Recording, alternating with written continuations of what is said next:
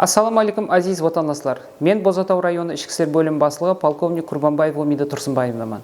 Құрметті район тұрғынлары, низам үстемлігін тәмелеу һәм жинаятшылықты жылаулау барысында салмақлы істер әмелге асырылмақта. Бұған бір ғана мысал мемлекетіміз басшысы тарапынан осы жылдың 5 январь күні республика мәхәллелерінде қауіпсіз орталықты жарату һәм құзырлылардың ерте алдын алу системасын нәтижелігін және де асыру бойынша шара іләжар ПК бірінші салық қарары қабыл қылынған еді.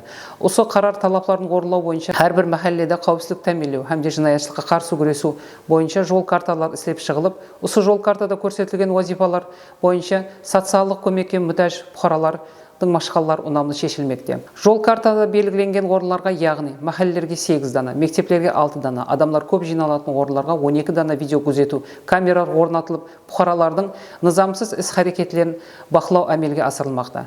Құрметті бұқаралар, осы жылдың 1 июль күнінен 31 июль күндері аралығында Өзбекстан Республикасы ішкі істер министрлігінің тиесілі билігіне тикар республика бойлап кең көлемді қауіпсіз һәм саламат ел іләжі өткерілмекте. Бұндан тысқары, мектеп оқушылары һәм жастарымыздың дем алысын мазмұлы өткеру мақсатында ахметлі 90 күн, сондай-ақ тынышлық һәм татулықты бекемдеу үшін қауіпсіздік ханадан профилактика күні түн атамасындағы профилактика іләждері өткеріліп келмекте. Іләж дауамында бұқаралардың қауіпсіздігін тәмелеу, жинаятшылық һәм құзырлылықтардың алдын алу, оларға имкан беруші шариғаттарды болдырмау бойынша қызметкерлеріміз мәхәлле жетілігі мен біргелікте жұмыстар алып барылмақта. Бозатау районы ішкі істер бөлімі қызметкерлері тарапынан осы жылдың 6 ай дауамында районымызда жинаятшылықтың алдын алу мақсатында 613 құзырлық істеген шахстар анықталды. Рухи һәм физикалық жақтан басым көрген 67 хаял қызларға қорғану ордерлер, ішушілікке берілген 15 шақс, рухи науқаслығы бар болған 19 шақсылар емдеуханаға жатқарылды. Су құрал алып жүрген 6 шақсқа құмар ойын ойнаумен байланысты 8 жағдай анықталып, хакімшілік шаралар көрілді. Хакімшілік бақылау низамы тәсір астында түсуші 3 шақстың қарсысына белгіленген низамға типкар бақылау орнатылып қадағалау алынды. Профилактика инспекторлық тарапынан шаңырақларда үйме-үй кіріп машқаларын үйреніліп, жинаят істеуге мейл һәм жинаяттан жәбірлену ықтималы болған 527 шақсылар анықталып, мәхәлле жетілігіне жұмақлар берілді. Сондан 379 шақсылардың машқалары шешіліп, қоспа жұмақлар түзілді. Осы жылдың 6 ай дауамында районымыз аймағында жинаятшылыққа қарсы күресу һәм құзырлықтың алдын алу бойынша алып барылған жұмыстар нәтижесінде 4 мәхәлледе жинаят жүз бермеді. Құрметті бұқаралар, жинаяттың жаңа түрі, яғни интернет тармағы арқылы кейбір хұжым ісленіп, жеке мағлұматлар һәм пұл қаржыларын өзлестіру ұрынулар ұшыраспақта.